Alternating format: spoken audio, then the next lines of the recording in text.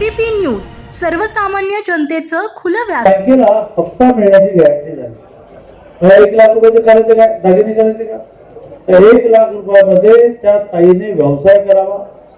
मोदीजीने देशात घोषणा केलेली आहे की मला 3 कोटी लखपती निधी करायचे. लखपती निधी म्हणजे काय, महिन्याला 9,000 रुपये तिचं उत्पन्न असलं पाहिजे, वर्षाला 1,08,000 असलं पाहिजे. दॅट इज कॉल्ड, त्याला म्हणतात लखपती निधी. 3 कोटी. ह्या 1 लाखातून तिने व्यवसाय करावा. त्या व्यवसायातून तिचा जो माल तयार होईल, तिचं जे प्रोडक्शन तयार होईल, त्यासाठी प्रत्येक जिल्ह्याला 10 कोटीचा मॉल मिळणार आहे. बिग बाजार सारखा. त्या बिग बाजार सारख्या मॉल मध्ये केवळ आणि केवळ महिला बचत गटाच्या वस्तू विकायला असतील. महिलेला तिथे डिपॉझिट नाही, तिला भाडं नाही, आणि त्यामुळे महिलांना वर्षाला 1 लाख रुपये मिळेल अशा देशभरामध्ये 3 कोटी महिला करण्यासाठी 1 लाखाचं कर्ज आता तुम्हाला सगळ्यांना दिलं जाणार आहे. मुलींचं शिक्षण पूर्ण माफ केलं. ती डॉक्टर होऊ दे, ती इंजिनियर होऊ दे, ती वकील होऊ दे, कुठल्याच शिक्षणाला तिला पैसे द्यावे लागणार.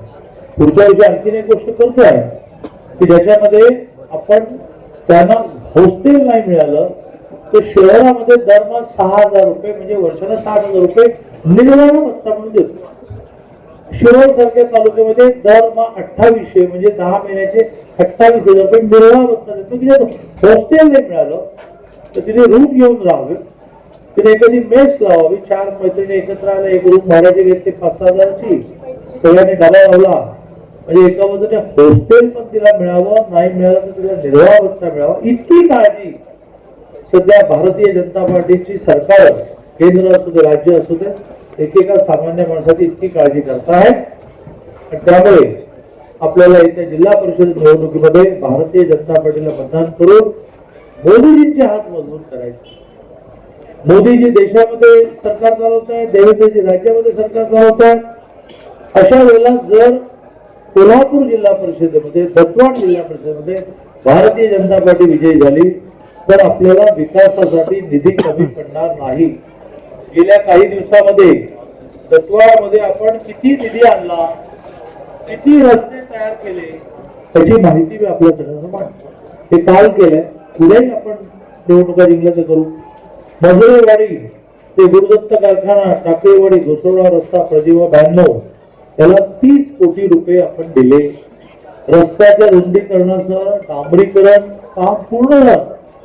काँग्रेसच्या काळामध्ये काम पूर्ण करायचं नसतं, बिल काढायचं असतं. काम पूर्ण झालं.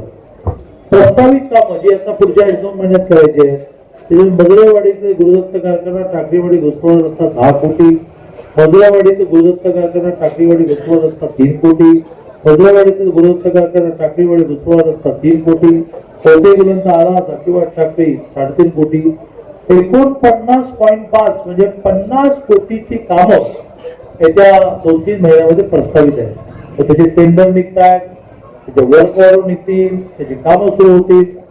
आणि त्यामुळे आपल्याला जर भौतिक विकास करायचा असेल, रस्ते, गटर, पिण्याचं पाणी, तरी बीजेपी, आणि आपल्याला माणसाचा विकास करायचा असेल की मुख्यमंत्री माझी लाडकी बहीण, शेतकऱ्याला 12,000 रुपये, तिला 1 लाख कर्ज, तिचा व्यवसाय, तिचा माल विकायला मॉल, तिचा माणसाचा विकास करायचा असेल, भौतिक विकास सुद्धा आणि माणसाचा विकास सुद्धा करायचा असेल तर भारतीय जनता पार्टीला आपल्याला मतदान केलं पाहिजे.